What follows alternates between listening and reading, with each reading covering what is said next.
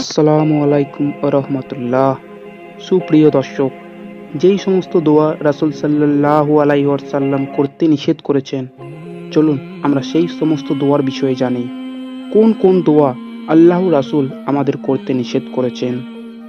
অবশ্যই আমরা সেই সুন্নত মোতাবেক আমল করার চেষ্টা করব এবং রাসূলের হাদিস অনুযায়ী সেগুলি পালন করার চেষ্টা করব ইনশাআল্লাহ। রাসূল সাল্লাল্লাহু আলাইহি ওয়াসাল্লাম কি কি দোয়া করতে নিষেধ করেছেন, চলুন সেইগুলি জেনে নিই। মানুষ স্বভাবগতভাবে ধৈর্যহীন, একটুতেই বিচলিত হয়ে পড়ে।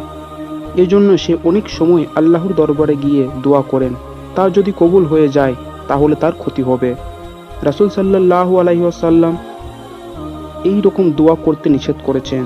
যেমন 1 নম্বর হাদিস, জাবির রাদিয়াল্লাহু তাআলা থেকে বর্ণিত, রাসূল সাল্লাল্লাহু আলাইহি ওয়াসাল্লাম বলেছেন, তোমরা কখনোই নিজের সন্তানদের উপর বরদোয়া করবে না।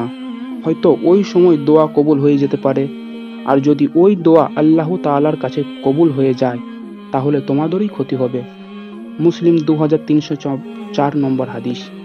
2 নম্বর হাদিস, আবু হুরায়রা রাদিয়াল্লাহু তাআলা থেকে বর্ণিত, মহানবী সাল্লাল্লাহু আলাইহি ওয়াসাল্লাম বলেছেন, তোমরা কেউ মৃত্যু কামনা করবে না এবং মৃত্যু আসার আগে উহার জন্য দোয়া করো না, কেননা যখন মৃত্যু এসে যাবে তখন আমলের দরজা বন্ধ হয়ে যাবে। সওয়াবের মধ্যে মুমিন বান্দার আয়ু নিহিত রয়েছে। বুখারী 6726 নম্বর হাদিস।